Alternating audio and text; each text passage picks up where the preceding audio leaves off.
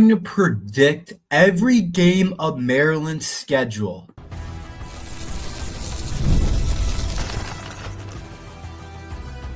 You are Locked On Terps, your daily podcast on the Maryland Terps, part of the Locked On Podcast Network. Your team every day. What's up, everyone? I'm Tre Moore, host of Locked On Terps, part of the Locked On Podcast Network, your team every day. So thank you guys for making us part of your day. And today's episode is brought to you by Amazon Fire TV Stick 4K. Turn any TV into your Xbox, no console needed. Head to amazon.com/Fire TV Locked On to learn more. So we got a really fun Friday episode in a first segment. Today we are going to predict every game of Maryland's football schedule for next year's team. And this is going into the summer, so I think that we're hitting a really vital point of the year. We're pretty much done with all the spring stuff, the spring game, all those different things are pretty much done with for Maryland football. So I want to predict every game of where I see things going into the summer. And then at the end of the summer, I'll do it again to see if things change as reports come out, as maybe we learn more about who's going to be the starter for Maryland football, more about the team in general. Maybe there's some other reports about guys that might decide to leave the program. Who knows what exactly happens? And I'll do another update, but I think it'll be interesting to see where we are going in to the summer and where I kind of see this team. And again, let me know down below how many wins you guys think the Terps will get, how many wins you think that they'll have next year, because I'm really interested to know kind of where you guys are at with this team. But we're going to go through every single game in the schedule. And yesterday I talked about it. This schedule is so manageable for Maryland, and I think this year's team is not necessarily better than any of the teams Mike Locksley has had, but they have a chance to put up more wins than any Locksley team has had, not because of the talent of the team, not because we're just better than the past. We just play such a manageable schedule. So it seems like there's so many more 50-50 games in the Big Ten, whereas before we were really just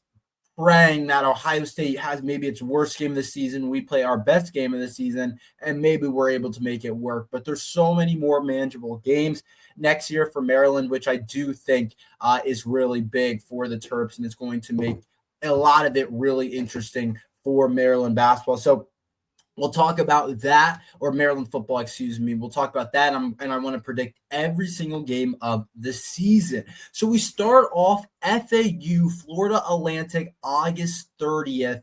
So I think this should be a pretty manageable first game, not a game we should lose. FAU can be sneaky, though. They're definitely a little bit better than probably what people think they are in terms of their team and everything.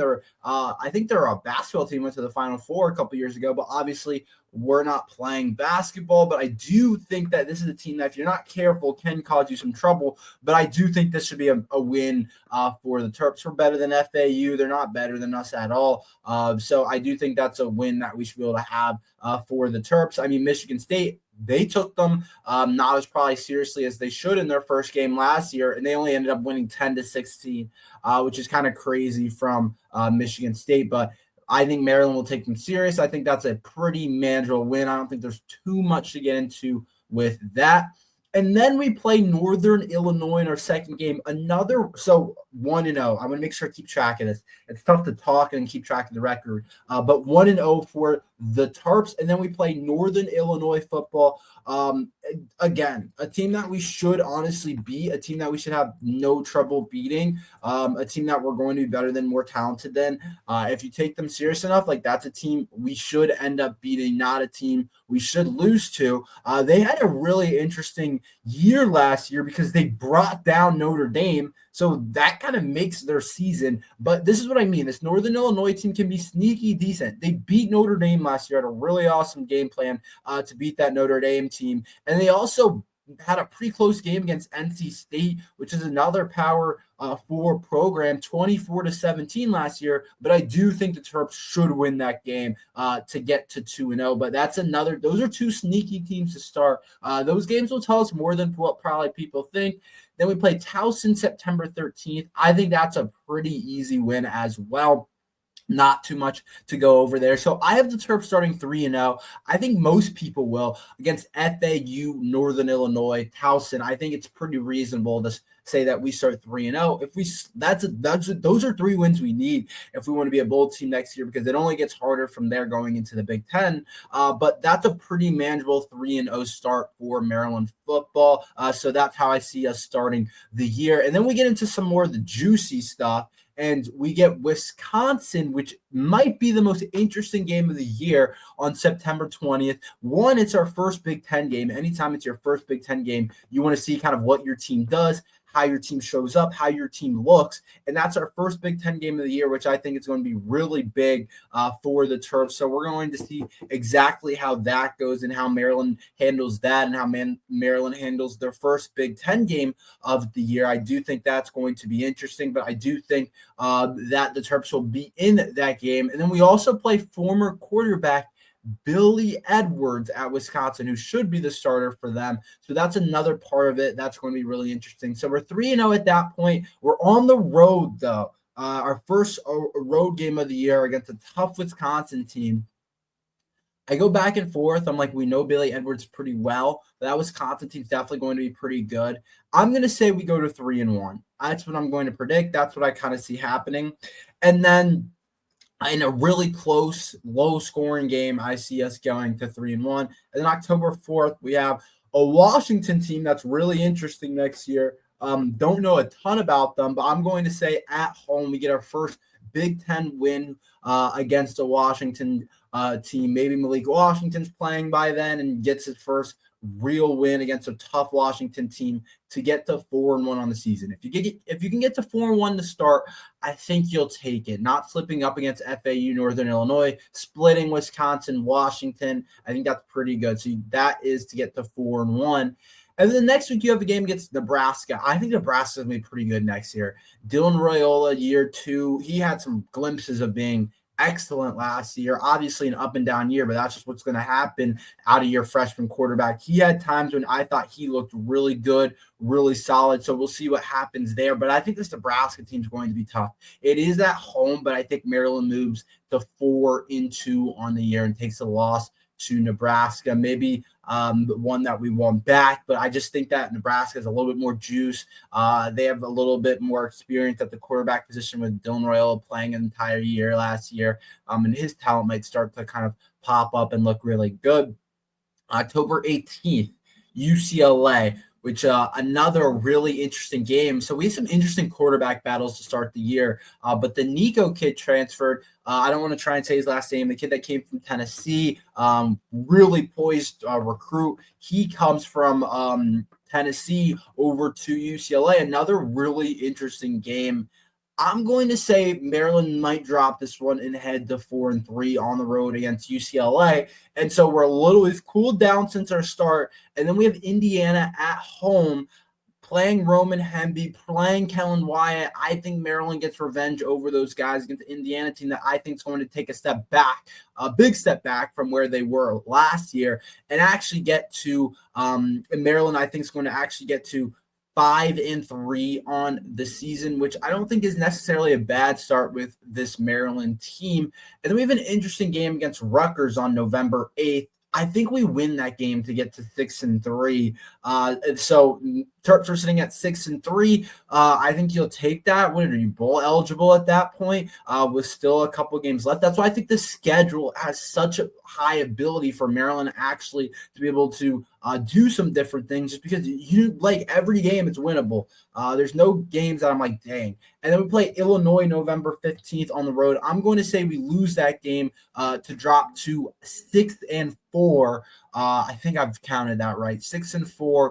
And then Michigan on November 22nd. I think it's an interesting game at home. A lot of people show up. A lot of people like us to be able to win, be able to maybe cause some chaos in that game, but we end up just not putting it together. Michigan's too strong on the defensive line. We gave Bryce Underwood a chance to really develop and get going. He's no longer a freshman anymore. He's played the entire season. He's ready to go. He looks good. And I think Maryland ends up dropping that game to Michigan Michigan at home. Tough game to win. It's just a tough matchup with how they're going to control the offensive and defensive line. Just a tough matchup for the Terps. I think we end up dropping the game to Michigan on November 22nd.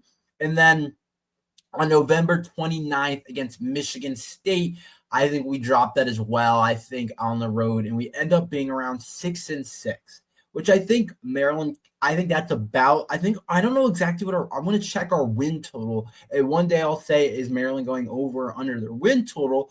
But I think that's around where our win total is. I want to say it's 6.5 or 5.5. So it's right there for the Terps. So I think that kind of makes sense because there's just so many toss-up games. Like there could be literally any game we could win, but it's like any game we could also lose. Even sneaky early on the season, like FAU, like that's not, I wouldn't say that's a 50-50, but that's a team that isn't easy to beat out of conference. Northern Illinois, there's a reason they caused some chaos last year in college football and almost kept Notre Dame out of the playoff. That's an interesting matchup. That's not a team you just fly over, but I think 6-6, I think if Maryland gets to a bowl game next year under Loxley, I'm happy because I think we're really excited about where the future of the program lies. I think we have a lot to be excited about if Maryland can get to a bowl game next year. I don't know if it's going to go that smoothly. Could we end up being one of the worst teams in the Big Ten? I think that's a possibility. Could we end up having a lot better of a record than people think and maybe searching or finding ourselves in the top 25? I think that's a possibility as well. I'm still trying to figure it out, and that's kind of where I'm at going into the summer, and that's kind of where I see this team right now. Still trying to figure it out, but that's kind of how I see the Terps panning things out a little bit. So that's kind of what I see right now for Maryland. Let's talk about the pass rush heading into the summer. Who's going to get to the quarterback? Who's going to be a pass rush guy? Who's going to be able to get us some stacks? Who's going to be able to put up some stats next year? Who's going to create some chaos in the backfield? We'll talk about that next. Did you know your Fire TV is also an Xbox? Turn any TV into your gaming and entertainment hub with Fire TV 6 4K devices. No console required. Just grab your pair of controllers, subscribe or sign into the Xbox Pass Ultimate with EA Play included, and you're ready to play.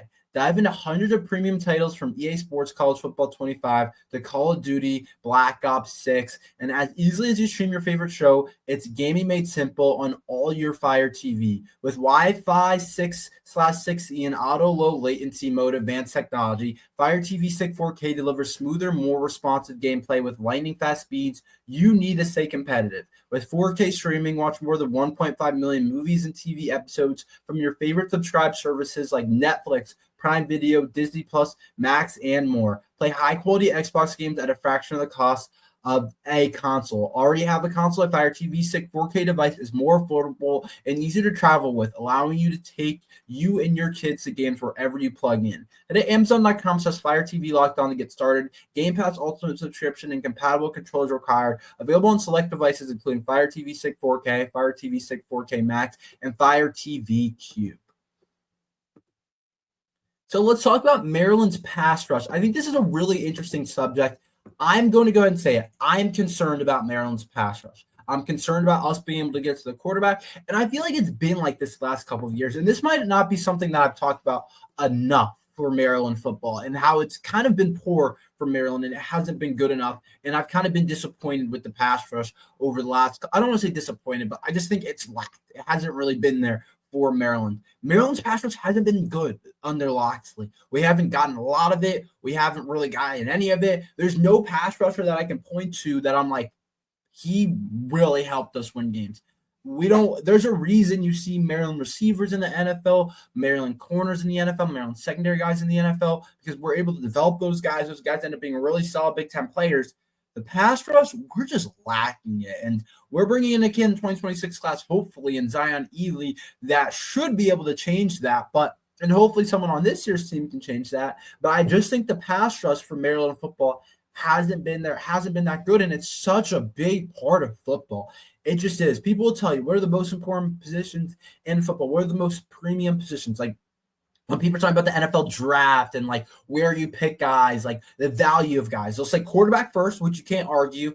And then they'll go on and say a lot of it's pass rushing. A lot of it, the second most valuable position, the most valuable players is at the pass rush spot. And I think that you could argue offensive line is up there too, and maybe another position or two. But I think pass rush is definitely up there. And Maryland hasn't had any guys that scares anyone for the last couple of years in the Locksley era. And it makes it a lot harder for us to win games, to be able to get off the field on third downs, to be able to do different things because our pass rush just isn't good. And I think that's what lacked last year in the defense for part of the year when finally our secondary wasn't a top unit in the Big Ten like what it's been under Locksley. And there was no pass rush to make up for that. And so you just saw a defense that got gashed a lot. But I'm not just here to talk about how bad our pass rush is going to be. I want to talk about guys that I think potentially could help us. And I really want someone to jump out, but there's no guarantee. There's no guarantee that anyone's going to – I don't want to make it seem like, yeah, there's definitely going to be one or two guys that just look really good at our pass rushing spot because that's not necessarily going to be the case. It could just be a bunch of guys that play okay or decent and nobody really jumps out, and Maryland just lacks a pass rush. That's what's been for the last couple of years.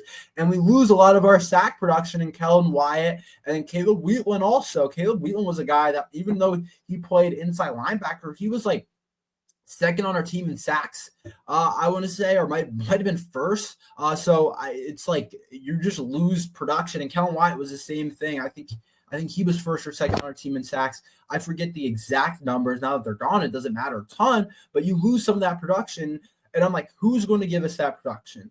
And I really like D.D. Holmes, the transfer from Florida State. I like his size and athleticism. Who knows how well he actually translates. He was a big-time recruit out of high school. Maryland really wanted him coming out of Gonzaga in D.C., right next to College Park. Definitely a guy that could potentially come into the mold of being a really solid pass rusher for Maryland football. Not saying he needs to be elite year one. He's only a redshirt freshman next year, but I am looking at a guy like that. I think it's the traits, the size, athleticism that potentially actually provides some rushing ability and has those types of traits where he could end up being one of our better rushers for Maryland football. We'll see how it actually comes about, but I do think I'm excited about D.D. Holmes and potentially what he can be for Maryland football. And then I think Neo Avery, I don't want to say I'm ready to give up on him because I do really like his size. He's a 4-star rated recruit. He just hasn't been able to put it together. His injuries, I remember last year I was really excited because I thought he had a really good spring game. I thought he did some really good things at Maryland spring game. But now we're getting up there where it's like it's either put up or shut up for Neo Avery. I know he's been injured, so I don't want to harm the kid too much, but I love his traits, his size, his athleticism. I love some of those things about Neo Avery. I just want to see him put it together. I want to see it actually come out on the football field, but he's definitely a guy that I think could provide us a little bit of pass rush. Those are two guys I really like. Trey Reddick out of the linebacker position. I know he can kind of do both, but I know he can provide some. And Maryland linebackers, even inside linebackers over the last couple of years. Remember when we had Jayshawn Barham? He was probably our best pass rusher. We could just line him out on the outside, and he could do some things. So maybe Trey Reddick can do some of those things for us. And then even like Michael Harris, we could blitz him sometimes. You're looking at a guy like that. I think Daniel Owens could be a guy that could potentially do some things. Hasn't really done anything crazy. Maybe from the inside, Ian Thomas can be a guy, some of the transfers. But you guys know what I mean. I just don't see a lot of guys that I'm like, yeah, they're going to get to the quarterback. Maybe DJ Samuels can do a little bit of it. He's done a little bit of it in his career. But he didn't have any sacks last year. So it's like, who provides us the production? Who provides us the sack production? Because we're not really returning really any of it. So I'll be interesting to see maybe Daniel Wingate. Like, I don't know exactly. Maybe Kiari James a little bit. But I do think they have to figure this out because you need a pass rush in today's college football to be able to stay relevant in the Big Ten. And when you have such these close games against Big Ten teams, like every game seems 50-50 in Maryland season this year, that can be the difference. Like getting off the field on third down because it's a tie game at home against UCLA because we can get a guy that can get by a tackle, that could be big. So we'll see exactly what happens. Let's talk about Darius Adams, a new 5-star commit for the Terps. What is his impact going to be next year? Where could he struggle? We'll talk about that next. Ever check your bank account and wonder, where did all my money go? Between dining out online, shopping, and entertainment, it's easy to lose track. That's where Monarch Money comes in. Your personal CFO, giving you full visibility and control over your finances. Monarch Money isn't just a budgeting app, it's a complete financial command center. You can track all your accounts, investments, spendings all in one place so you stop managing your money and start building wealth. When I started using Monarch, I realized just how much I was spending on food delivery, and now I budget smarter and save more. Instead of juggling multiple apps, you can use Monarch to check your finances, track spending, and even plan long-term goals. Managing money with your partner is smoother than ever. You can track, share personal accounts, set goals, and stay on the same page without the stress. Take control of your finances with Monarch Money. Use code LOCKEDONCollege at monarchmoney.com for 50% off your first year. That's monarchmoney.com. Code LOCKEDONCollege for half off your first year. So Darius Adams, a new 5-star commit, and I'll talk about this another day. I want to talk about his impact as a player next year because I think the more and more I do research about him, I'm like kind of conflicted on just what he can be for the Terps. Obviously, he's coming from the La Lumiere school, really solid basketball school, rated as a 5-star. And I think everyone's super excited about what he potentially can do for the Terps and how he can help us exactly. I think everyone's like super excited about that. But I don't know exactly what's going to happen.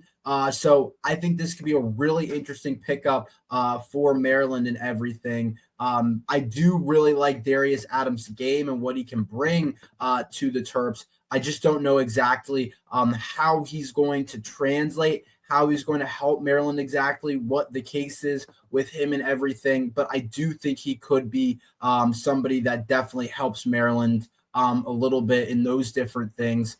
So I'm be interested to watch that with Darius Adams and see exactly what he can do. But I think that in terms of him as a player, I do think that there could be some struggle, could be a couple of things that happen with Darius Adams where we look at him and say, okay, he's going to need some work. He's not like a Derek Queen where he just comes in and instantly makes a huge impact for the Terps. I could see something like that potentially not happening for a guy like that. I think he's going to be a good player for us. He's going to get in the rotation. But I was looking at some stuff. I was looking at Inside Maryland Sports talking about Darius, and they said he could struggle defensively, which makes sense. I mean, with his frame, he's not the biggest guy in the world.